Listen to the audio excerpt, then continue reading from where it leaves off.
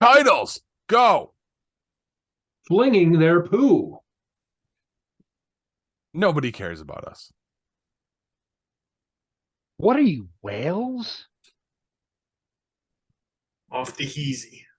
The penguins are dicks. I'll eat her cake. Let the damn cat out. Penis head McFighty. Cake on the side? Bullseye butt? She's cute. Where's my $2.60? Escalating levels of inappropriateness. Hit him again. Look what I can do. All right. Let's do this. Warning. What you are about to hear contains explicit language, adult themes, and potentially disturbing content. The views and opinions expressed are those of the hosts and do not reflect the opinions of anyone else, anywhere, ever, in the history of the world. This podcast is intended for an immature audience and should not be listened to by anyone, anywhere, ever, in the history of the world. You know, fuck it. You've been warned.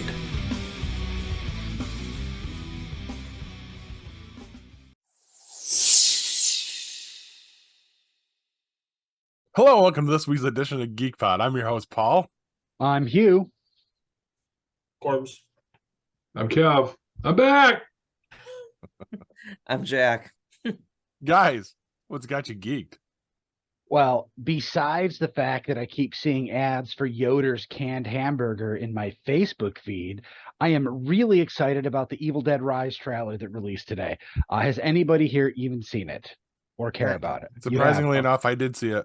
Okay. Yeah. Holy fucking brutal. Okay, for anybody that doesn't know, the last Evil Dead movie, which looked like it was a reboot, but actually it ended up being a continuation, we found out at the end of the movie, was very dark. There was no joking, no campy Bruce Campbell one-liners. And I'll tell you, after watching this trailer, first of all, Bruce Campbell is not in it. He has made that perfectly clear. He is producing, but I don't think there's any humor in this thing at all.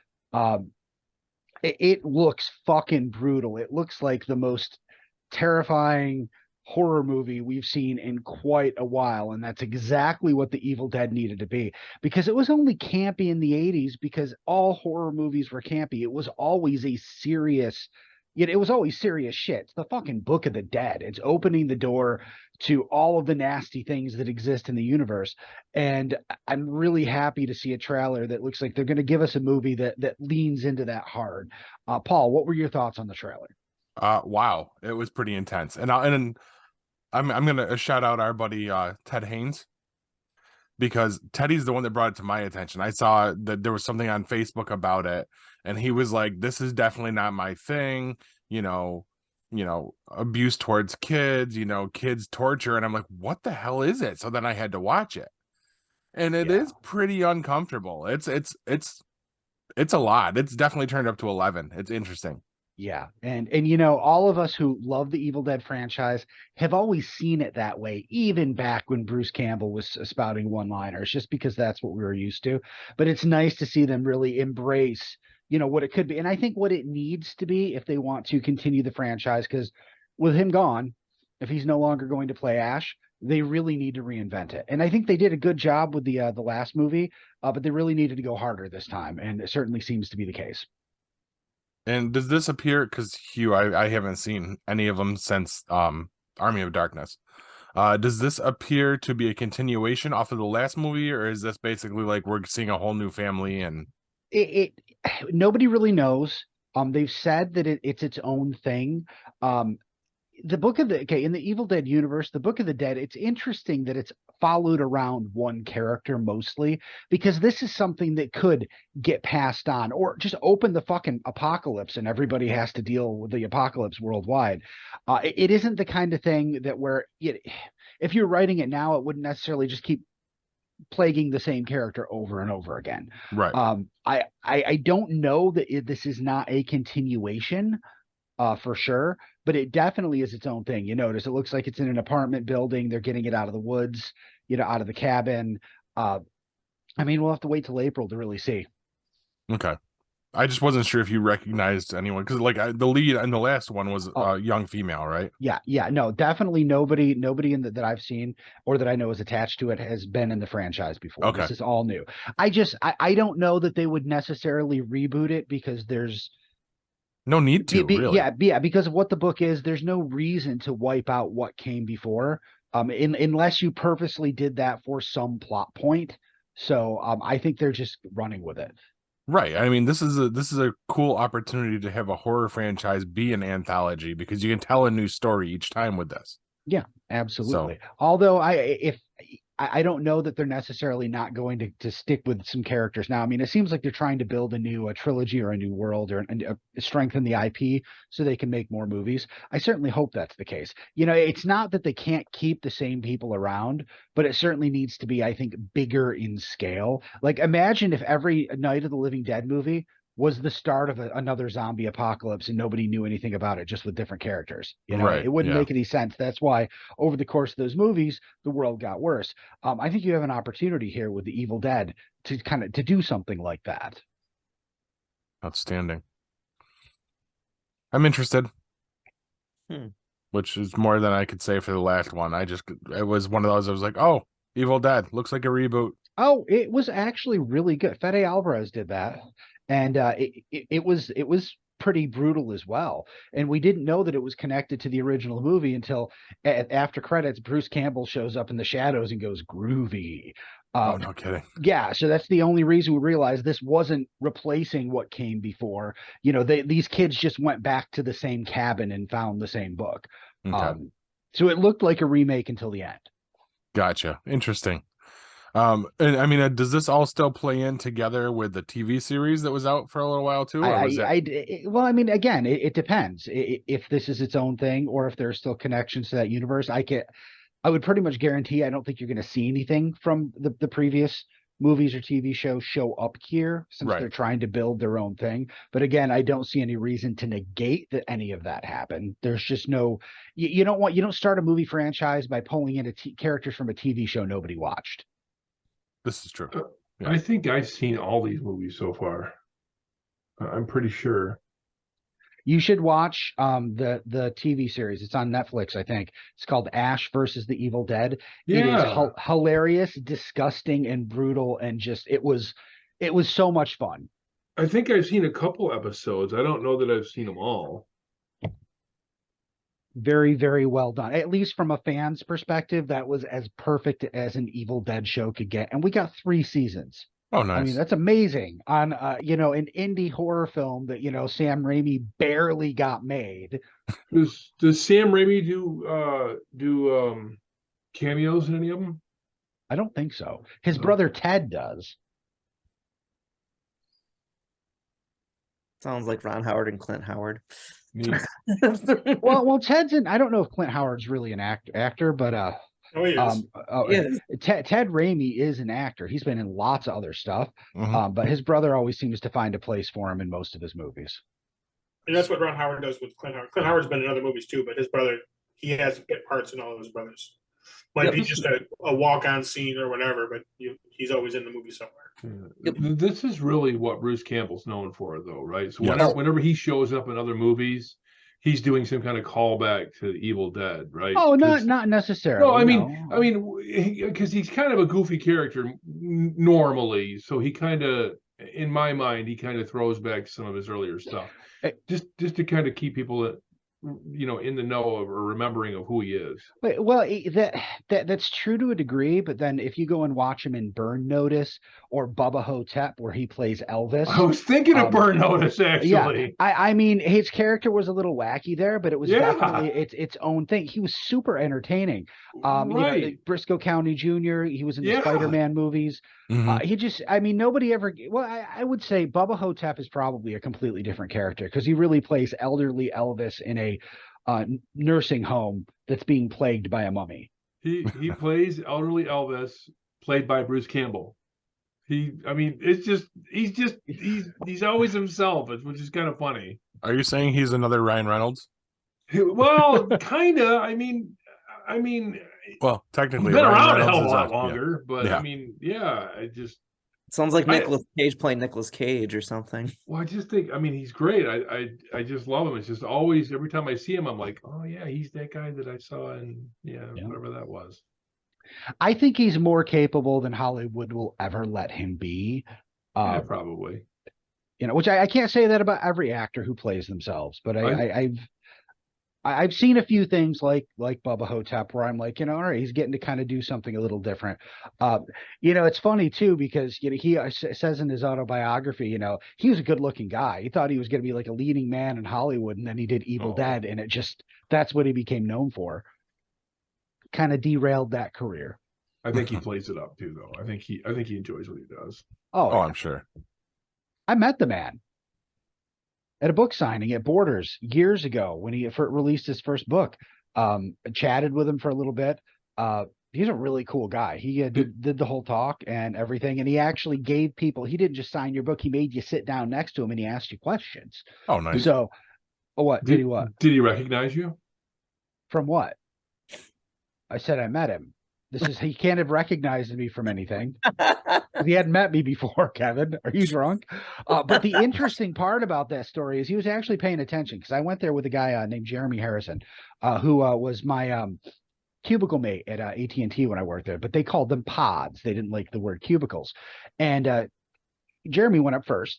I don't know what he said to him. Then I go up there. He's like, "Yeah, so where do you work?" I'm like, "Oh, AT&T." And she goes, "Oh, yeah, the last guy worked there too." I'm like, "Oh, yeah, he's my pod mate." He goes, "Pod mate? What do they think you are, whales?" I'll never forget that, And I wonder if I ever actually ran into him again, is that the kind of exchange he might remember? Because it's just so strange, Telling you right now, he would remember you. Okay. All right. Well, Hughes is like a TVMA. Mine's TVY if you want to compare it to something. I'm very excited about a zoo membership. Yes, I'm a big kid at heart. That's what's got me geeked this week. I know you're like, okay, that's weird. I love the zoo. Yeah, who doesn't love the zoo? So like my sister, mom, dad, and I went around Christmas time. It was fun. We saw the new baby elephants, which are really awesome. So I was like, why not get a zoo membership to see all the animals all year round now, which is kind of cool because I've always liked the chimpanzees. Those are always really neat. They had wolves that were really cool. They were actually like pacing back and forth, and literally they got right near the gate. Like, of course you're being blocked, but like they started howling. They were all in unison, which was really cool. The penguins like dive bombing. Like my mom got real close to like the window. She's like, "Oh wow, that's really cool." One penguin, like they're like little dicks, like they went like bam right into the window, like so like scared my mom half to death, which was really cool. The Bengal tigers are neat, which is really cool. It's just neat seeing like all the animals, and I'm like, okay, $58. My parents can go for $250 because they're seniors, but my sister and I, it was like $7. I'm like, why not get the dual membership? Emily and I can go like all year round now, so we can see like the animals evolve, or like if I have like my niece or nephew come into town, I can take them to the zoo, which would be kind of neat. So it's not to the upscale as Hughes, but like I was like, you know what, the zoo's kind of fun. I would like to get a membership, and $58 for myself and one other person. Why not for the year? Let's see what that does. People don't know how good Burnett Park Zoo is. Over 1,000 animals. There's so many things to do there, so it's really fun. So and it's a very well cared for park. It is. They had like eels this past time. I was like, oh, that's something new. So I thought that was kind of cool. They have eels? At the snack bar? Not the snack bar. No. Oh, well, I thought it was a Burger King. That's the last time I went to the zoo. Like it was a Burger King. Did you see the octopus? I did. Fucking thing's cool as shit. Right? Oh my! Like it was just, it's so cool. Like they're like, we're gonna have some new animals too as well. So I'm like, okay, they're gonna have new things. So it was definitely a lot of fun. There was a little kid like terrorizing one of the baboons. He's like, "Hey mom, look at this." I'm like, that baboon was getting so pissed. He like slammed his hand right across the glass. The kid ran right screaming. I'm like, "Ha, you little shit." I was like, "You got what it's coming to you." So it was They'll fun. throw their shit at you too. Yes, and they got like a bullseye butt or something like that, bullseye ass, which is kind of neat. Well, but like it's just like little. Stop looking at the monkey's ass. I can't help it. Just stop. It was fun though, but like there's a lot of fun. I'm just surprised instead of saying they have a red ass that you said they have a bullseye ass. I've never heard Bullseye them ever described like that. So you looked at that monkey ass and you're like, bullseye. Damn right. But it was fun though. It was fun going to the zoo with family, but I was like, I'm gonna have fun going to the zoo all year round now. Yeah, you're gonna have fun, all right. The zoo after dark. Woohoo! Well, they also have like drink at the zoo too, because like they're like a time Brew in at the zoo. October. Yes. Yeah, so like I'm gonna be doing that. That'll be fun. So I'm like, Emily, you can drive that time. So I'll be drinking at the zoo. It'll be a lot of fun. Company Paul and I used to, or the company Paul and I currently work for, used to have parties, and they had a party at the zoo one time. It was Yeah, that was a blast. That was a fucking blast. It was one of the first times we actually went out and drank together.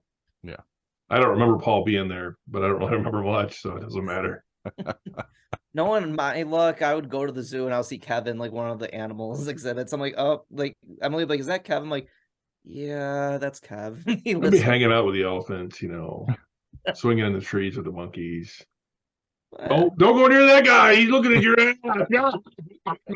You'll have your own exhibit, Kev. They'll be crazy man with coolest stash ever in a cell. I'll have a comfortable chair, my fucking TV, and a bottle of fucking Jack, and I'll be happy. That sounds like the life right there. Right. Where are we? Whose turn is it? I'll go. All right, Corbs, you go. For me, it was just the holidays, New Year's Eve, Jack's party was off to Heezie. Good time over there. Oh wait, I wasn't there. Sorry. Fiji? Where? I'm done hosting New Year's parties, but that's another segment. So, Kelly and I went and saw Jessie May, New Year's Eve. She's amazing. We had a great time, laughed the entire time. Just came home, watched the ball drop, went to bed. Nothing too crazy. I don't really drink as much as I used to, which is a shame, I guess. But yeah, it was a nice night. Like I said, came home and hung out. Next day, kind of hung out for the day with Kelly and did a bunch of stuff. Went to breakfast and stuff like that. So watched the Giants destroy the Colts, which was Always a good time. yeah. I mean, Colts suck this year, so we're not going to go there. But that's it. It was just a nice, relaxing 3-day weekend, back-to-back 3-day weekends, which was nice. You didn't have a 3-day weekend? Oh, Don't get him started. Don't get him started. Oh, that's rough. Well, that seems like that might be a different story right there. Yeah, we didn't get Monday off Which Monday? this past. You guys Didn't didn't observe get you didn't get the second off? No. New Year's observed. Wow. There was almost nobody working in our company except us. Yeah. Was there a reason why? Wait, was there a reason why there was something IT related, or just because your Nope. company's They decided we were working. That's all. They don't see the second as a holiday. Even though it was But federally. they saw the 26th as a holiday. Well, there's got to be a day off somewhere for Christmas Right. because it's Christmas, but New Year's they don't give a shit about. So are you now? I'm going to ask this question, and it's weird, but will you be working next year on Monday? No On idea. the actual first? No No. idea yet. No, Probably not. The first not will on the be first, considered no. observed. Yeah. No, they would observe that. Your company's a bunch of bitches. So I don't know. I got a real nice fucking bonus this year. I don't give a fuck. that's okay. Did you say you got a real knife? You don't give a shit. A real nice bonus. Oh, you said you got a real knife. I'm like, okay. Was that bonus your heat? It helped pay for That was the gift I gave myself.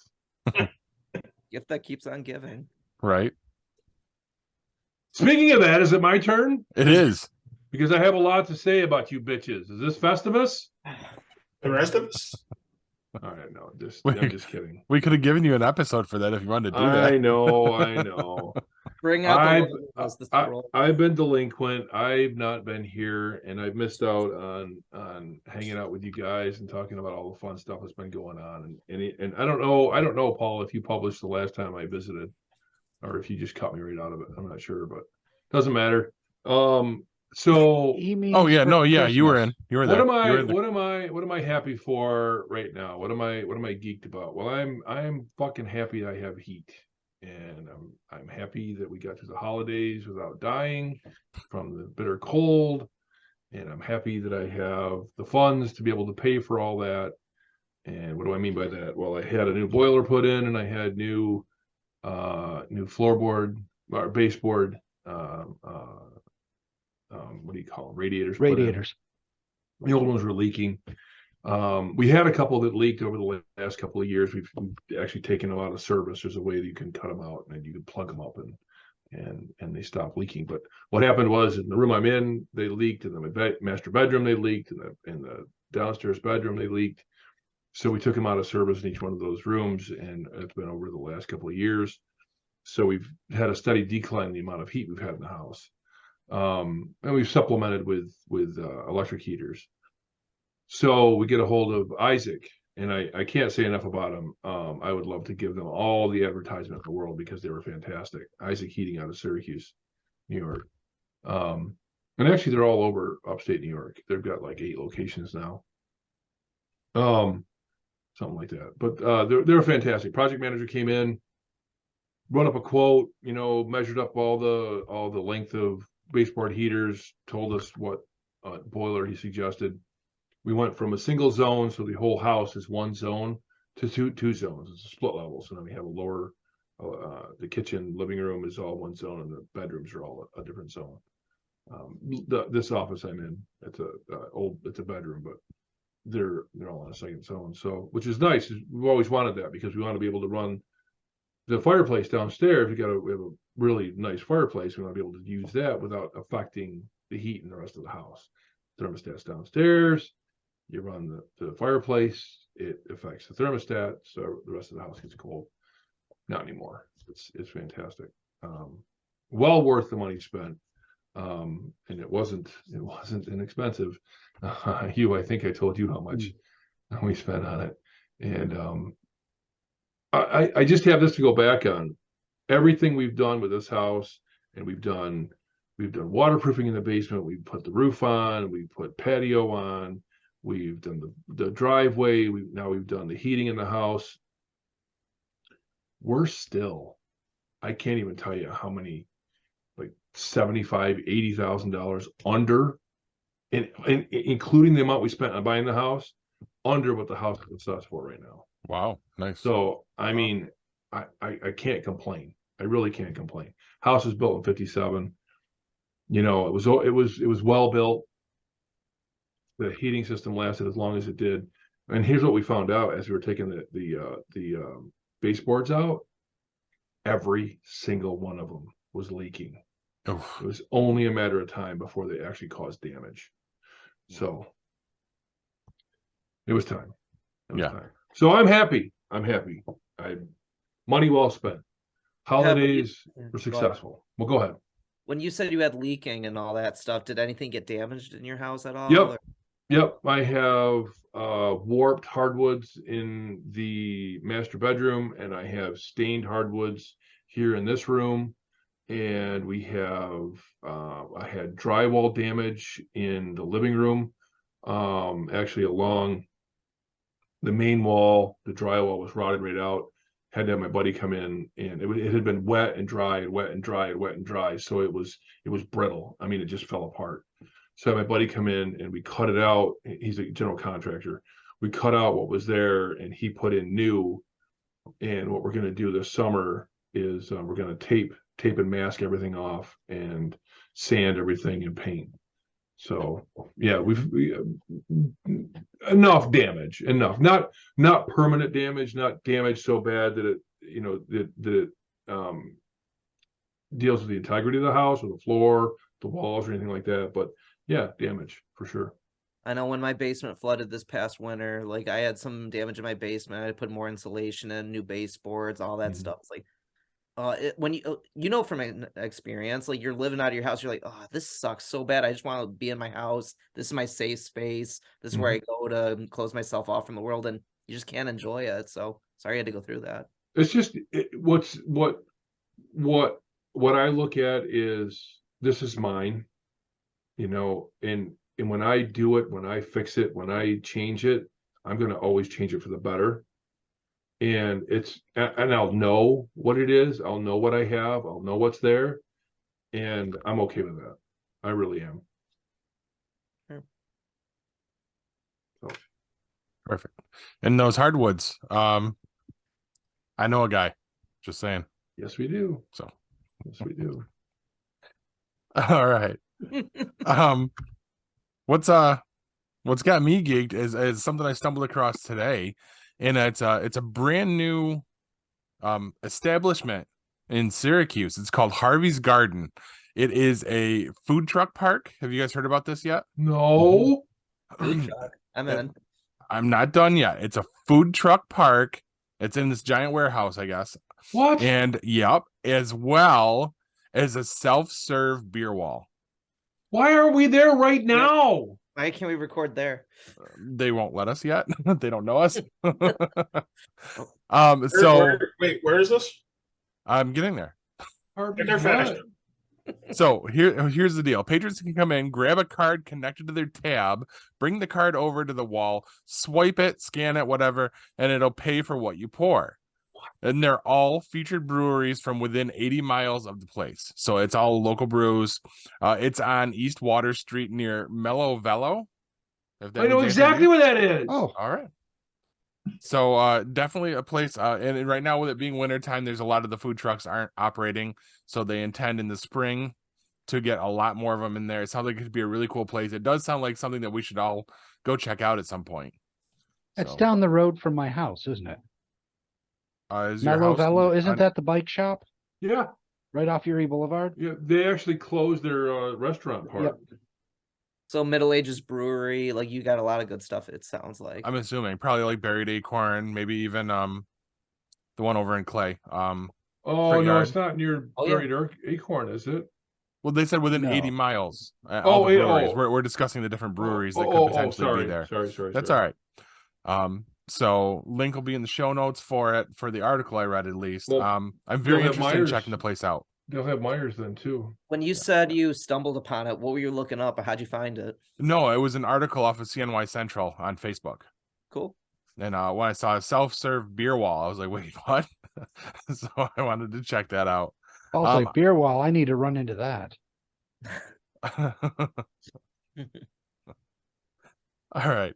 But that's tacos, Cali Tropical. I was already on to it. Yeah, I was gonna say he's speaking in tongues over here. Oompa Lumpia. Oompa Loompas is there? Well, they will be Gene Wilder's there, Corbs. Yeah. January 11th. January 11th. Oompa Loompas, that's a girl. And January 14th. That's her food truck. She's got great food. I've heard of it before. Yeah. What kind of food does she have, Corbs? It's like Asian fusion. Filipino, especially the Filipino fusion food. We serve award-winning lumpia. Lumpia. She also does cakes on the side. Nice. She's a fantastic cake maker. She made my nephew's cake for his graduation. She makes the best cakes. Sounds amazing. Keep it away from Cakes on the side sounds like a show title to me. I love her fucking cake. I'll eat all of it. And her frosting too, right? You said Harvey's Garden? Harvey's Garden. Named after the former mayor of Syracuse, apparently. Yes. Cool. But yeah, that's what it was. I didn't expect to spark off that much excitement. So that's cool. Maybe we'll have to let them know how excited we are, and they won't care or know who we are. But nobody cares about us. No. That's also maybe in the title. Future it could be Geek Pod presents Harvey's Garden. Yeah, right. I'd like to run my fingers through Harvey's Garden. Right there. Just those two, right, Kev? Anyway, let's move on to the Players Club. Is anybody gaming this week? No. I have a game to talk about. I took the plunge after playing Skyrim for the last few weeks and seeing all the hubbub about the 2022 Game of the Year. I was scared, but I went and I did it. I bought Elden Ring. Ooh. Now, anyone who knows anything about Elden Ring, it is a Souls game. It's from the company that makes like Demon Souls and all that.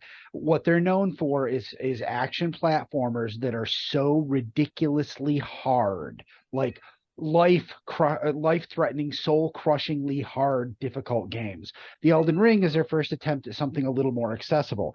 Still very challenging, but it's an open world. You can go anywhere right from the start.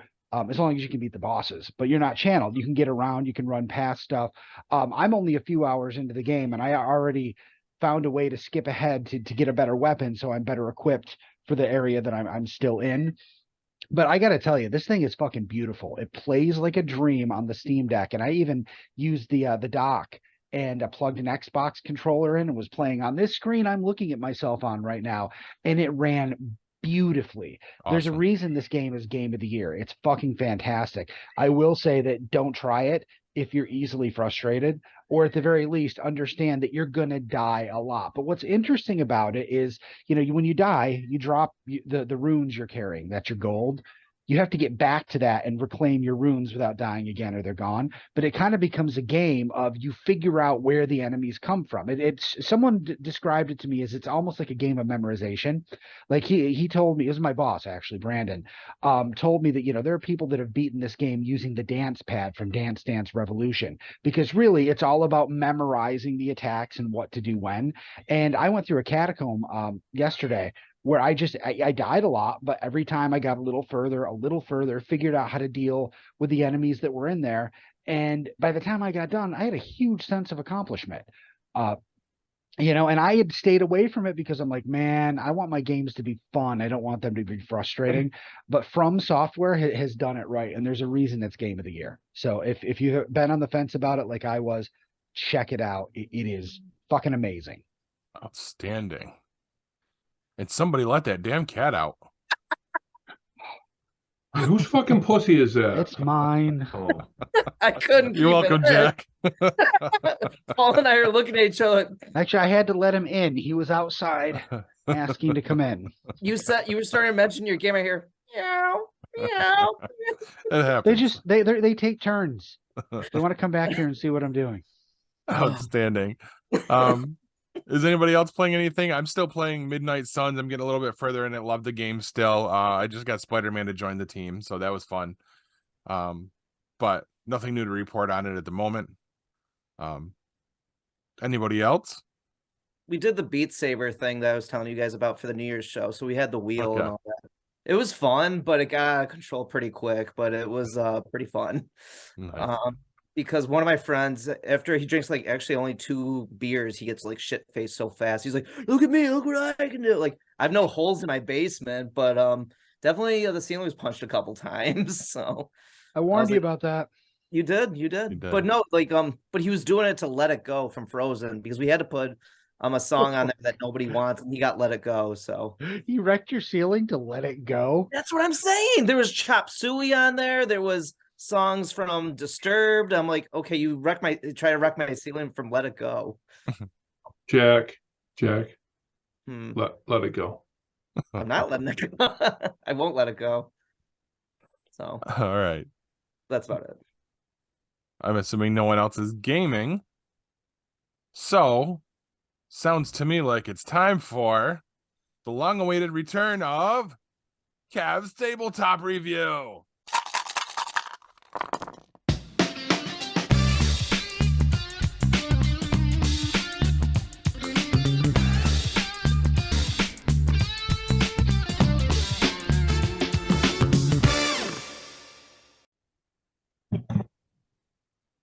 Okay, so this week I've got something kind of a throwback to the way we used to do things before. Before I actually had a bunch of games I could review and show you right in front of me. This is one that I've had to do a little bit of research on.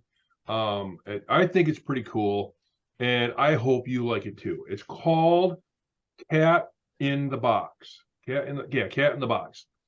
This is the Deluxe Edition, which was released in 2022. It's the designer is Miniyuki Yokoichi, whatever the hell his name is. He's Japanese. The artist is another Japanese guy. I have no idea. Publisher Hobby Japan. Now this is a really interesting game. Okay, so I've got some notes here that I wrote on it. I'm gonna run down the notes, but I want you to pay special attention when I get down to the references. Okay, because that's where this is really gonna make sense to you. Now the game, everything I read about this, every review I saw, they keep throwing back to how this relates to Schrodinger's cat. Now, I have no idea where they get that from because nothing in the game mechanics actually comes close to that. So I'm just going to throw that out there. 2 to 5 players. This is a trick-taking game, so you have to win the hand, right, to win the tricks. There's also a point where you actually bet to see how many tricks you'll take, and if you meet your bet, you get more points that way. Player board, you have a player board. There's 4 colors on the board and trick numbers down the center. Depending on how many players are in the game, you have different numbers. You could take 1, 3, 5, 1, 2, or 3. You could say I'm gonna take 2 tricks this hand. You put your little marker on there. And it's what's really interesting is the cards in this game all have one color, black, and they only take on a color when you assign the color. What that means is, of the 4 colors in the game, 3 are in play and 1 is trump. If you played a card game where you've had a trump set before, like spades, you understand what that means. So you play through your hand, and if I have a 5 that I declare as yellow and no one else has the 6 that is yellow in a 3-player game, the 6 is the high card, then I win that trick. I win that hand. However, if Paul trumps me with the red card because he has no yellows, declares he has no yellows, can no longer play yellow throughout the game, then he would win that hand if no one else can play a trump card or decides to play a trump card higher than his. So tricks with trump and a twist. A little thing called I got to get the name right. Paradox. Paradox is when a player cannot play a card. The numbers in the color that is currently in play are full. They don't have any numbers in the color. They also don't have a number that they could use for trump. So therefore, they cannot play. That hand is done. All the points are then totaled up. So it could have been the very first player of that particular round. And if that is the case, I don't think it would really work out that way. But if that is the case, that game would end and everybody would total the points up. So in a 3-player game, for example, each person would start the game. Each person would start the round, and the first person that would go would actually be issued the card and have it dealt to them. That would decide if they would go first.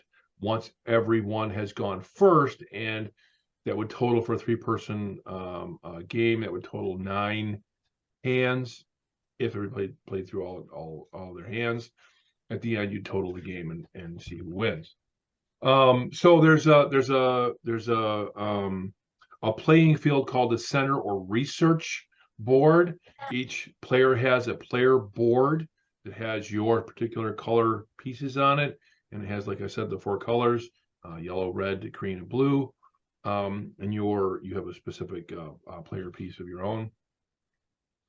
In a 5-player game, you'd play all the way up to all 9 cards. In a 3-player game, you'd play up to 6, and then the other ones somewhere between. The mechanics: play hands according to color chosen by initial player. Player can use a trump color to win a hand, or as I already mentioned, players continue playing until every card has been played or a paradox occurs, as I mentioned earlier. If a player encounters a paradox and ability to play a card legally, the scoring starts immediately. Play continues until each player has started a game 1 time. Right, so 3 games for 3 players, 3 rounds. Details of the game: 20 to 40 minute playtime. Weight. This is kind of high on the scale of what I like. 1.88 out of 5. So I'll be honest with this. It took me probably 4 or 5 review videos before I actually got the gist of the game.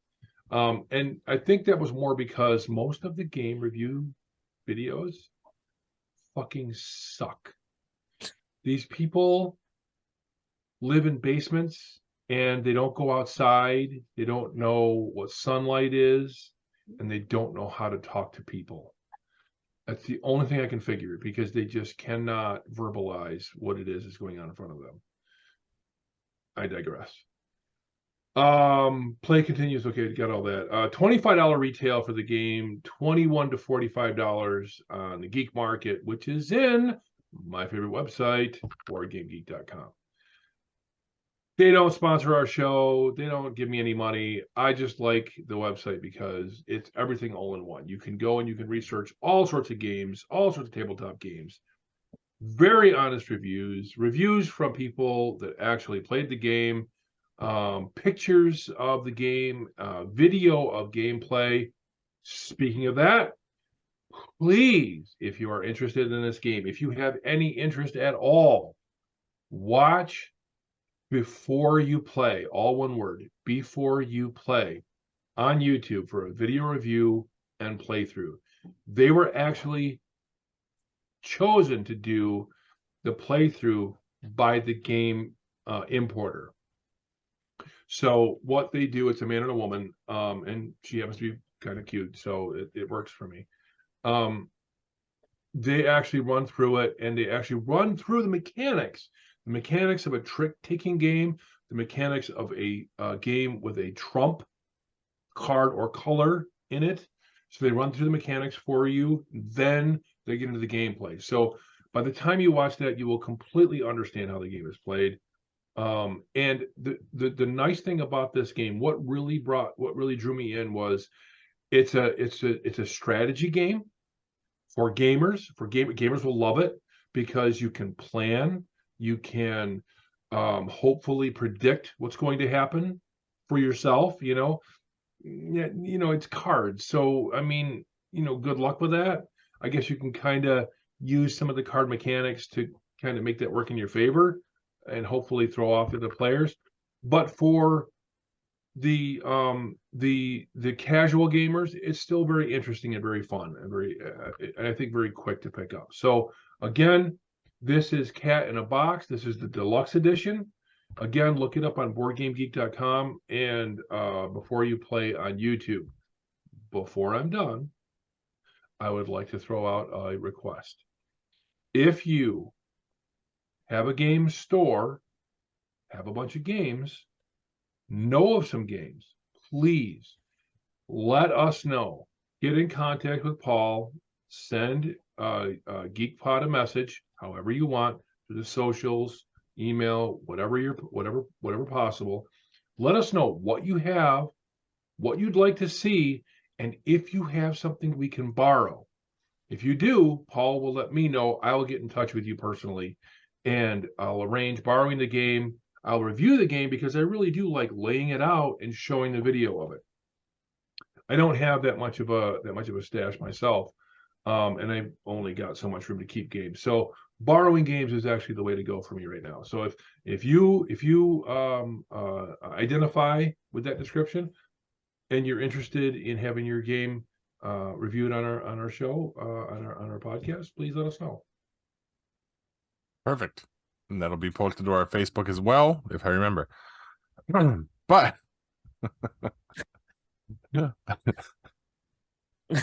I think we should probably kick it to break at that point. So stick with us, guys. We'll be back with the news.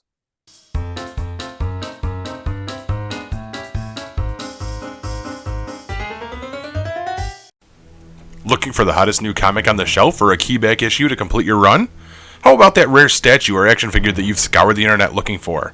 Come to Collectibles Galore. Located in North Syracuse with ample off-street parking, Collectibles Galore has a huge selection of comics, toys, and rare pop culture items you won't find anywhere else. Comics Galore is always buying comics and toys and will give you the fairest price for your collection. New customers get 15% off their first purchase in store. Collectibles galore for all of your pop culture needs. Stop in and see for yourself why Collectibles Galore is the king of comics.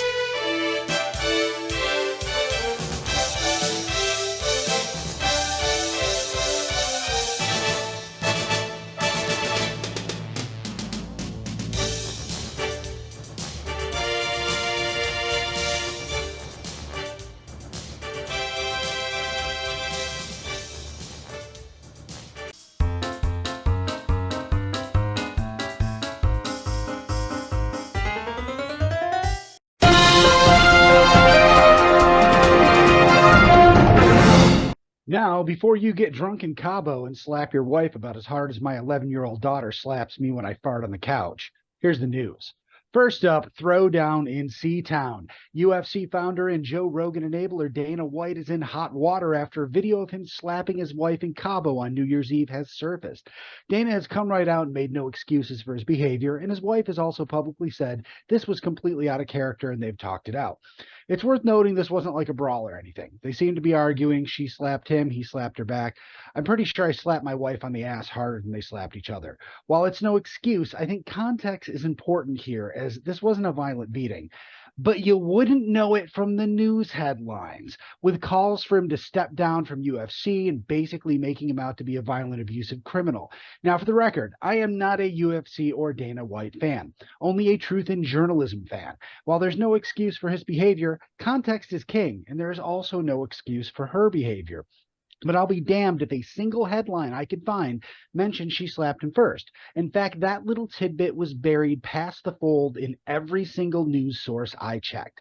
Does that make him retaliating right? Of course not. Does it mean possibly this was a drunken human mistake and not the same thing as a jealous husband putting his wife in the hospital with a broken orbital bone because she smiled at the fucking mailman? Sure seems like it to me. I couldn't care less what happens to Dana White or the UFC, but this is another example of all news outlets creatively editing a story for clicks and agenda.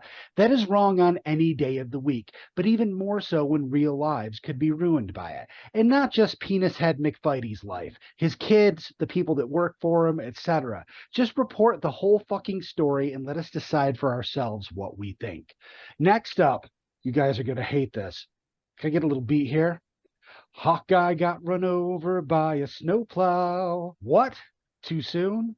Avengers actor Jeremy Renner was involved in a life-threatening accident over the weekend. He apparently got run over by his snowplowing machine while trying to clear out snow near his home. The vehicle began rolling backwards and he attempted to get in to stop it. At least one leg and his chest were seriously injured and he lost a ton of blood. A neighbor was able to stem the bleeding with a tourniquet and towels until first responders arrived. Now, we don't have more specific details about his injuries other than they were extensive and not just to his leg. He posted a picture from the hospital looking a bit beat up in the face, thanking fans for their support. It sounds like this was pretty serious, and we could have lost him, guys. The Geek Pod team wishes him a speedy recovery and has a little advice. Hire someone to plow your shit. You can afford it. And finally, housekeeping. Or should I go housekeeping? House of the Dragon showrunner Miguel Sapochnik has left the show after the first season when HBO refused to promote his wife to the production team for season 2.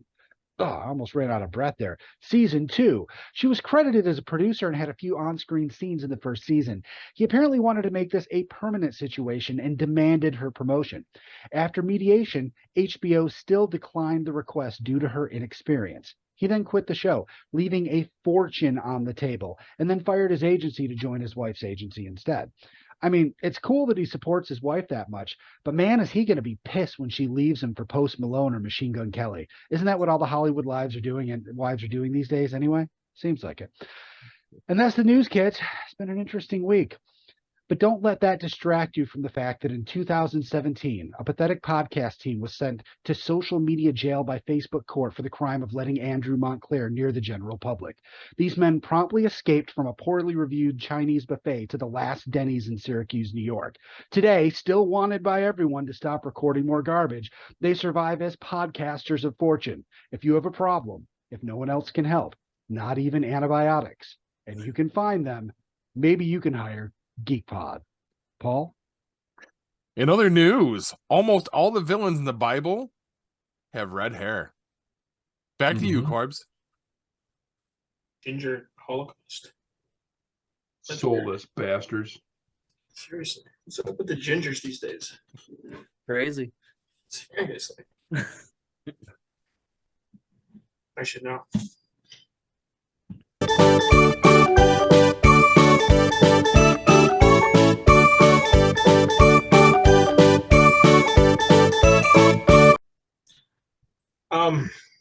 So we're going to talk sports, and it's going to be kind of a downer. I know Jack probably knows what I'm going to bring up. I'll help you with it. So Monday night, the football game Monday night, Damar Hamlin made a tackle, and I wasn't watching the game. I heard about it secondhand. My ex kind of said something to me, and I was kind of engrossed in something on Paramount Plus that I'll talk about later.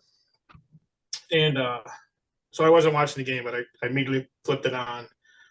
Damar Hamlin made just a routine tackle. I mean, it wasn't anything out of the ordinary. It wasn't a hard hit, anything like that. Went down, he got right back up, and then immediately passed out. Crashed to the ground. Yeah, no hands, no nothing, right down in the back of his head. Come to find out, he had a cardiac arrest. His heart actually stopped beating on the field. They administered CPR for multiple minutes. You guys understand? Yeah, you understand CPR is to keep your heart beating. Mm-hmm. It's a life-saving. So his heart was not beating. They hit him with the paddles, all this on the field in front of all the players, everybody in attendance. They did get his heart started on the field several times. It stopped a couple different times on the field. They put him on they put him in the ambulance. They got him to the hospital. His mom was at the game. She was in the stands. They waited for her to come down to the field to put her in the ambulance because they didn't know if he was going to make it. He is in he is in critical condition in Cincinnati Hospital. He's in a medically induced coma. All this stuff. They're saying he is showing signs of improvement, which is good. He's not out of the woods by a long shot. What does that mean, though, if he's in a coma? They're medically induced. They did it to keep him comfortable because they've got a breathing tube in. Is his heart beating on its own? I mean, yes. His heart is beating on his own 50% of the time. Yeah. So they've got him intubated. It's the wildest thing. I mean, Jack, you've watched football probably as much as I've watched football. Paul, you played football. Kevin, I assume you at least know what it watched. Paul, you and I played football, mm-hmm. and I'm sure you've been hit harder than that tackle. Yeah, the only thing that they're pointing to on that was that it was helmet right to the chest. But you know what? I mean, that's why you wear pads. So what I saw was that there is like a 1 in 50 billion chance that he had an impact at the exact same time that the electrical signal was sent to his heart to beat. Right. And in that situation, along with whatever other complicating situation he has going on that they haven't identified yet, or they haven't told us about yet, that could have been what happened. Right. From what they're saying, it's like the perfect storm. Yeah. Everything was where it needed to be for that to happen. 9 times out of 10, you get up and walk away from that, and you go back and you're still playing. He didn't have a concussion, nothing like that. Like I said, it was just a straight, plain, run-of-the-mill tackle. I mean, maybe a little jar to the chest, but 9 times out of 10, guys get that on every play anyways. Yeah. But like Kev just said, it was that perfect. That's a hypothesis. That's a hypothesis. Right, because you're probably never going to know. Right. There's 1 or 2 medical professionals I saw either this morning or yesterday. They happened to say that, and they brought it up, and there's a name for that. The having an impact at the same time that the pulse happens with the heart, and I obviously don't remember what it is. Right. But they said that's a possibility. Right. So no, Corbs, I don't want to take away from your segment though. Yeah, I was watching that game fully for sure. Like T. Higgins was coming in just like on a slant pattern. Yep. And then Damar Hamlin comes right in on the tackle because these players, like, yes, they're the best conditioned athletes in the world. They're getting paid millions of dollars for what they're doing. He's 24 years old. He's in his 3rd season. And literally you see him make the tackle. It's like a routine tackle. Like you said, you and Paul have played the game. I'm a student of the game. I never played, but I know a lot about football. Just the hit, like he gets up, shakes his mouth guard off, and then he falls right back down. And you're like, wait, what? So like you're watching this game, and like my whole family are Bills fans, and we're watching this, and it's like, what is going on here? Because they say 8 minutes. It's like 8 minutes they have to do CPR, and then there's a good chance you'll survive. And this was 9 minutes, so 15. Well, he was on the field. He was on the field for 16 total yes, minutes. Yes, exactly. From the time it happened till the time they got him on the field, it was 16 minutes. So Now, yeah, I want to ask Corbs. I read something about, people are now saying that the game has to change and the only solution is to go to flags. I'm sure you have opinions on that, but just out of curiosity, I'm wondering, A, do you think it could ever happen? And B, could the league survive that? Did the league survive it going to flags? I don't think so. No. The league is founded on and based on hitting. It's a violent game, and I don't see them going to that. And I came out here the night it happened, and I told my mom about it. We turned on Channel 9 because the game was on Channel 9. It was on ESPN and Channel 9, and obviously they had, guys on the field and stuff like that. And Scott Van Pelt was talking, and he was criticizing the league for not canceling the game right away. correct. And I said, I was telling my mom, it's not just a one person decision. Yes, Goodell has the right of power, but they had no idea what was going on, so they had to wait until they got the information. If he got to the hospital and all of a sudden was fine, I don't think there would have been an issue. They would have continued the game. It would have been started, it would have been delayed an hour or whatever. But the fact that they had no idea what was going on, they had no idea if he was going to survive. They had no idea, so they had to wait.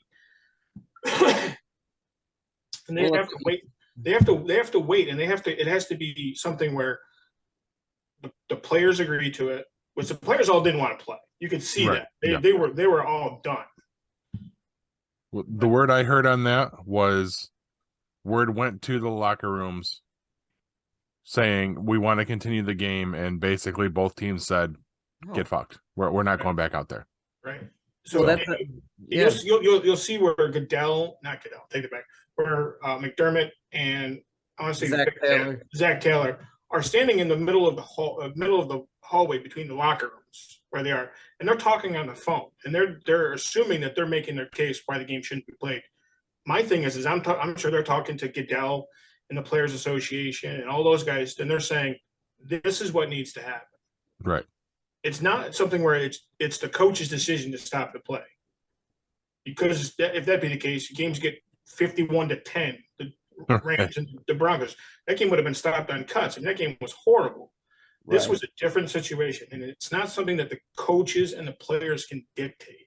No, it has to come from the league office. It has There's to a whole lot of channels that decision has to go through before anything can be done. That's why it took so long for them to postpone the game.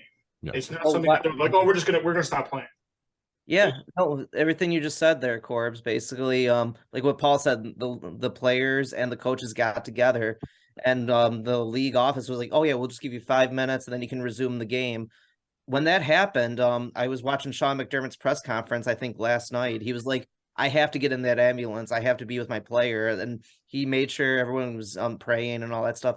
Zach Taylor of the Bengals was working with the league office, because the league office is like, you have to play. And Zach Taylor took it upon himself. He's like, okay, I'll take this on and be like, league, we're not going to continue this game. They're no shape to finish this game, but go ahead. Right. No, and they weren't. You could see they were saying that Stephon Diggs was trying to get everybody kind of riled up and ready to go. And, they were all rah in a huddle and all that stuff. And the guys kind of, when they broke, the guys kind of went back to just doing what the guys were sitting on the bench, crying, everything like that. It's something that's never happened on the field. You've never had anything like this happen ever. And unfortunately, I think what Hugh was talking about, them going to flag football or whatever it might be, it will take something where a player actually does die on the field. Well, I just wonder if that's even possible. It's not in this game. Not in a professional manner. When I was reading, I'm like, this is the stupidest thing. I don't even like football, but I mean, you know what? When that hockey guy got his throat cut by the hockey blade, they didn't say, okay, you're all wearing roller skates. I mean, you just can't change the game like that. Right. They change it. They've changed it enough as it is, and they try to make it safer. But they were even saying that this game, it's predatory on minorities and stuff because most of the players are black and all that stuff. And I'm like, holy shit, this is something people want to do. They work their whole life to get here.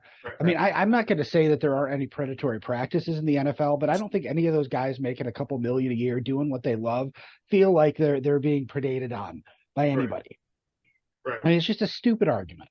How dare they take advantage of them by giving them multi-million dollars a year? Yeah, well, all what it is, and we have a common thing in our news cycle now. If something happens, and you can slightly conflate race into it at all, that becomes the major part of the conversation. Oh, yeah. And I mean, should the NFL be taking precautions to protect their players? Absolutely. And as far as I can see, I mean, they've been trying to do that, Right. while maintaining the integrity of the game. And this is from an outsider. I don't think you jump straight to racism. Now, like you're talking about with the slant in the public eye on things like this. Yeah. Has anyone else seen the report that people were trying to point at the coronavirus vaccine might have had something to do with this? Yep. Yes. Seriously? They were trying a splinter group, of course. Nice reach. Crazy pants. Yes. Was trying to say that because he had his COVID vaccine that may have played a part in the heart trauma. And it's like, oh, stop. I mean, Evel Knievel probably couldn't make that And the worst jump. part about that is people are going to run with that shit now. Yep. Yeah, It's going to be all over. It's going to be. It's out there. It's just. And you're going to see at next week's games. There's going to be protests that the game's too violent. It needs to be banned or whatever. That's how I heard about this, because you guys know I wasn't watching Monday Night Football. I was taking my nightly dump, and on 4chan, which you guys know, that's where I get all of my interesting, dark webby type stuff.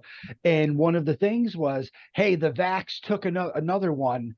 Millions of people watched a guy die on TV tonight. I'm like, what the fuck is this about? And I couldn't find anything in that thread because it just started, but I went to Google News and that's how I found it. So that's how I actually got to this story. I mean, this is within minutes of it happening. Yeah. But it's like what Hugh said, though. Like, these are professional athletes. They work their asses off for their whole lives. This is what their dream is. This is what they want to do. Like, Ryan Clark, an ESPN analyst, I'm sure Corbs will talk about it. Like, he gave a great speech about it. This guy, literally, it's his dream. This is what he wanted to do. This is his first love. He's only 24 years old. This is all he's known to do is play football. And that's what he wants to do. Yes, he's a football player making money, but, like, this is a 24-year-old gentleman fighting for his life, not football player, a human being fighting for their life. All right, I'm going to throw another twist in here. And I'm sorry, Corbs, I'm taking a little bit more of your steam away from you. Go for it. These guys do it because it's what they want to do. They know the risks. Exactly. Yep. They make a lot of money. Now, okay, if you want to bring race into it, you want to say, okay, this little kid, in the inner city, he doesn't know any other way to make it, so he's going to play football every single day of his life, thinking that he's going to be a pro football player. Now, if you want to spin it that way, fine. But I got another spin for you. How about a white guy, that came up racing in motorsports? Okay, however he got into it as a kid, probably racing in a go-kart, whatever, made a huge name for himself in rally sports. Okay, made all sorts of viral videos.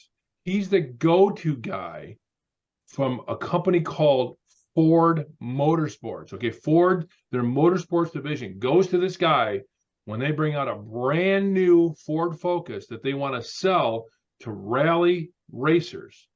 They go to him and they're like, hey, Ken, why don't you debut this car for us? Why don't you give us a little input on this car for us? Multi-millionaire because of the brand that he's built. Yep. Co-founder of a shoe company. Yep. DC Shoes. I know you're talking about. Goes out, lives his life to the fullest every single fucking day. Lost his life 2 days ago doing what he loves. He chose to do it. He was there because he chose to do it. Just like that guy on the football field. And which one are you hearing more about? Well, you don't hear anything about Ken Block. Unless you're in motorsports, you don't hear anything about it at all. Hey, I posted a news story about that to Rev Transcripts today, so There you go. I did hear about Ken Block as well, but I had no idea who he was. I had to look into it. It took me a second to realize who it was first when I first saw it, and it was actually on ESPN. There was an article on ESPN about it, but it was like the top of the thing was the thing about Damar Hamlin, and it was like the last thing in the news feed at the very bottom. It says motor racer Block 45 killed in car accident, and I was like, I'm like, who is this? And I at first didn't realize who it was, and then I started reading it. I'm like, holy shit, Ken Block died. If you don't follow motorsports, you don't know who he is. Oh, well, no, that's wrong. If you don't follow motorsports, you might not know exactly who he is. You don't have to follow motorsports to have seen something he's done. Yes, that's the difference. Yeah. So the only good thing I see that's come out of the whole thing with Damar Hamlin is his he's got a GoFundMe page that he does for his charity. It's for charity. Before this happened, and it's the tragedy part of it is where it's coming from, and I understand that. But before he got hurt, his GoFundMe page only had $2,500 in it. Now he takes that GoFundMe and he buys toys for inner youth kids that don't have the funds for toys. Wasn't that all he was asking for? Yes. Yes, he was only asking for $2,500, and he got the $2,500 before this all happened. Within 24 hours, his GoFundMe page is at $3 million. Yeah, with notable people like donating. I know Chris Jericho donated $10,000 because as of he screwed up the first time. As of I think a day or 2 days ago, it was at $6.5 million. Wow. Yeah. Yeah. I put $10 in myself. I was like, this is too good. Did you do it from the Geek Pod? No, but you took my joke, Paul. I was like, but I spelled my name right though. Yeah, Hugh, you heard about that, right? No, what? Jericho donated $5,000, but spelled his name wrong.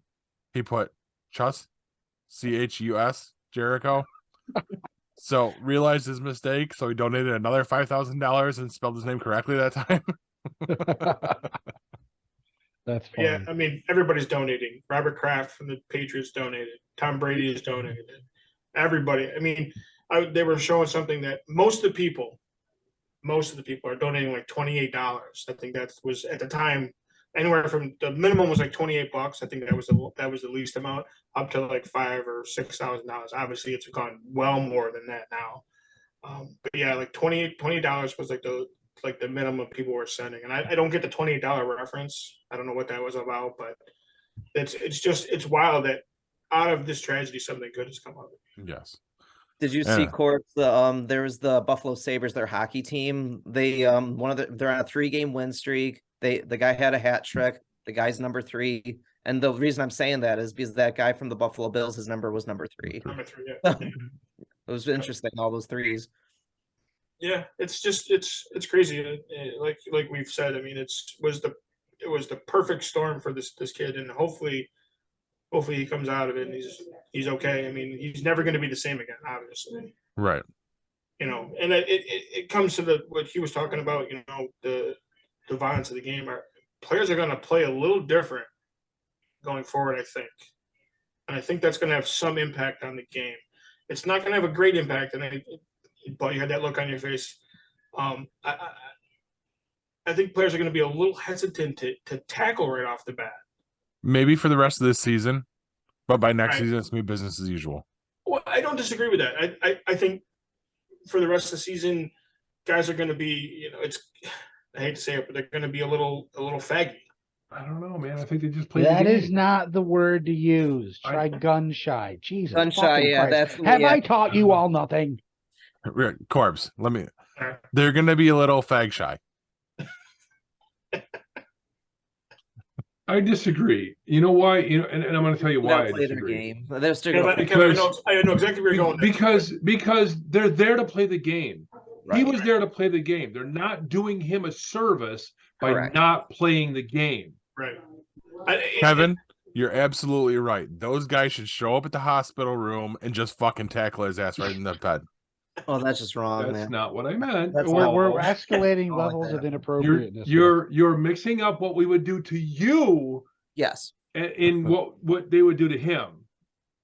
I would pull your ass out of the fucking bed, drag you down the fucking hall, take your ass back to work. Well, it's true what you guys are saying though, like how like they were saying with that COVID vaccine, that's what caused it.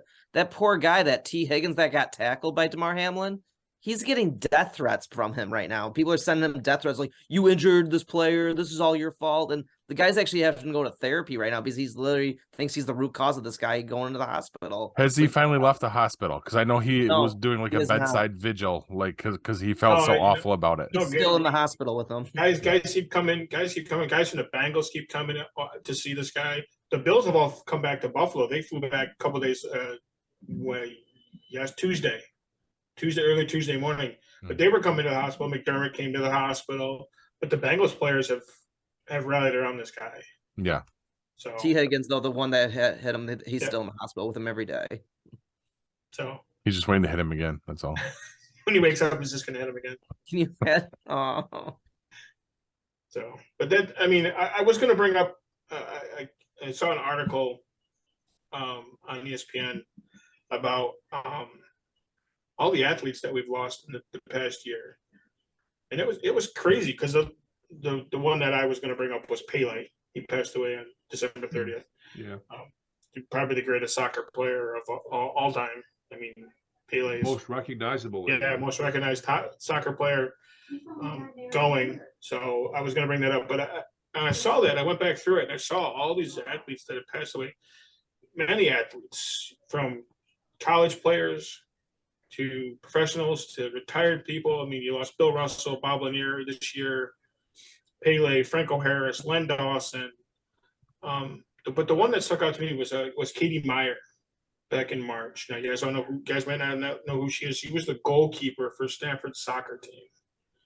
And she actually killed herself because she was receiving threats from somebody at the school because she was standing up for another student female athlete. That, now I don't know how true it is, but apparently this girl had been raped by this person. And people were threatening this girl, Katie, and she ended up she couldn't take it anymore. She ended up killing herself. I don't know how she killed herself. They never really said. I'm assuming it was just, but it was at school. It was in Stanford, and I was going to bring that one up because that one seemed to touch a little bit more because I've been through having to deal with mental health issues with family members. So, but yeah, but this came obviously happened on Monday, and I was like, well, I'm definitely going to talk about this, and it was going to take up most of the segment. So, And as it should. I mean, it's a huge news story. I mean, if you're doing a sports segment this week, you're going to talk about it. right. I mean, there was other stuff that went on in sports, but this, bar none, takes everything out of anything that happened in sports. I don't care who scores 60 points, 70 points, whatever it might be. This is always going to be the top story. So,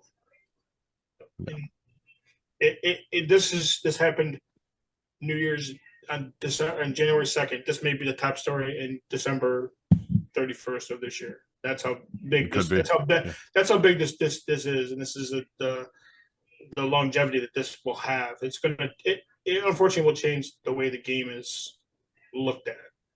Yep. So Yes. that's all I got. All right. Well then, why don't we depend on Jack to lighten the mood for us? Jack, it's time.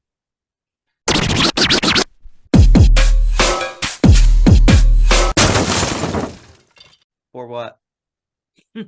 Oh yeah, Not fucking pancakes. pancakes. See, you bring up pancakes. What? You're teasing everybody. What's like All right. pancakes? Let's see how you guys know your state, because sure as hell I didn't know these questions. So let's see if you guys. Great. Here we go. So okay, approximately how long is the Hudson River in miles? Who the fuck knows? I'm not typing that.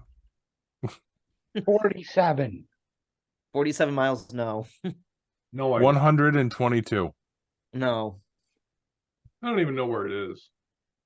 That's the here- one where that guy crashed the plane into it. Remember? Yeah. Sully. Yeah, the blue guy from Monsters Sully. Inc. Yeah. Yes. Yeah. Jesus. He was the he's a green. pilot? Oh, Sully was the blue one. Yeah. But no. Um, No. Think of a famous military group. That's your hint. MASH. No. 4077. No. Green Berets. No. I'm assuming he means a number. Number. 182. Fifth group. Green No. Berets. No. Navy SEALs. No. All right. 300. 300 miles. 300 Spartans. Basically. Okay, I see now where you went with that. Fucking military group. Yeah, Yeah. tenuous at best on that one, Whatever. Jack. But it was a nice try for a hint. I'll give you that. Yeah. All right. What is the smallest city in the state of New York? And it's in Oneida County. Oswego. Oneida County. Oneida County. Fuck. Yeah, that's what happens when it's off the hip. Sorry. I don't know. Whitesboro. I don't know. No. Wait, hold on. Oneida County. Is No, that's Utica. West.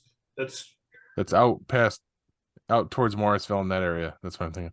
I gotta get a map for you guys when we do geography next week.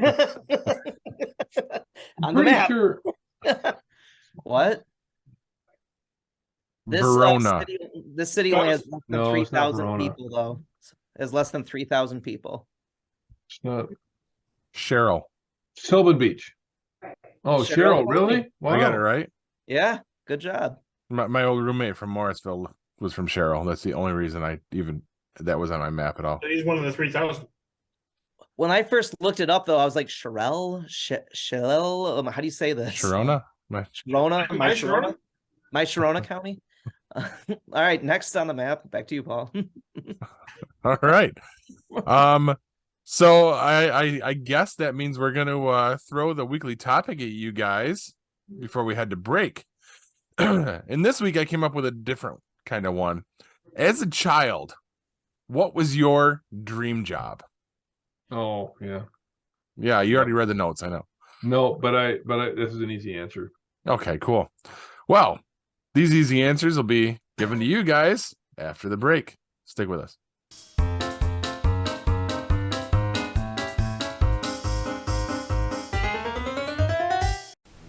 Looking for the hottest new comic on the shelf or a key back issue to complete your run? How about that rare statue or action figure that you've scoured the internet looking for? Come to Collectibles Galore. Located in North Syracuse with ample off-street parking, Collectibles Galore has a huge selection of comics, toys, and rare pop culture items you won't find anywhere else. Comics Galore is always buying comics and toys and will give you the fairest price for your collection. New customers get 15% off their first purchase in store. Collectibles Galore for all of your pop culture needs. Stop in and see for yourself why Collectibles Galore is the king of comics.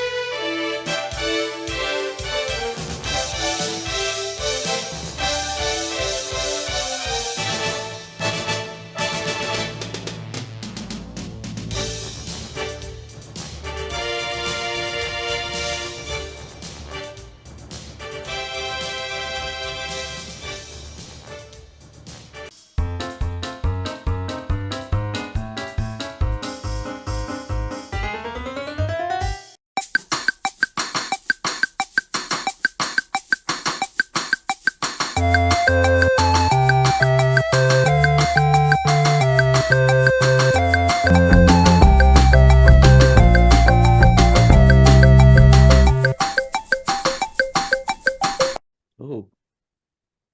And that sound means it's time for our weekly topic. Let me reiterate. As a child, boys, what was your dream job? This is an easy one. I wanted to be an archaeologist. Oh. You were going to Sorry, be Cav. Indiana Jones? I didn't know you were No. going to go, and I just ran with it. How did you ever come up with that though? Where did that come from? You got to understand. I mean, I didn't do much with my life, so it might not be readily apparent that I'm rather intelligent. But I was really, really smart as a kid. And I mean, while other kids were learning to read, I was reading full target novelizations of Doctor Who episodes and other science fiction. I mean, I learned, I knew how to read full books before I even went to kindergarten. Nice. You know, I was just, my mom gave me books and I just, that was the thing. So my whole thing was, it's one of the reasons I'm so fascinated with Egypt. I was really interested in history and culture and all of those stuff. You know, I loved The Mummy when the movie came on TV, and anything I could get my hands on about ancient cultures just fascinated me. Neat. That's awesome. Oh, Neat. I like it. Well, I was the exact opposite. I was the stereotypical little kid in the countryside. I wanted to be a policeman or a fireman. Well, see, Huh? it helps that I had no friends because I was a weird geek. So you probably had friends, I'm guessing. No, I had my cousins. We lived out in the country, so there were no friends. And nobody in the neighborhood that was my age. In the neighborhood existed of a woman that my mother knew that had her horse barn across the road, no house.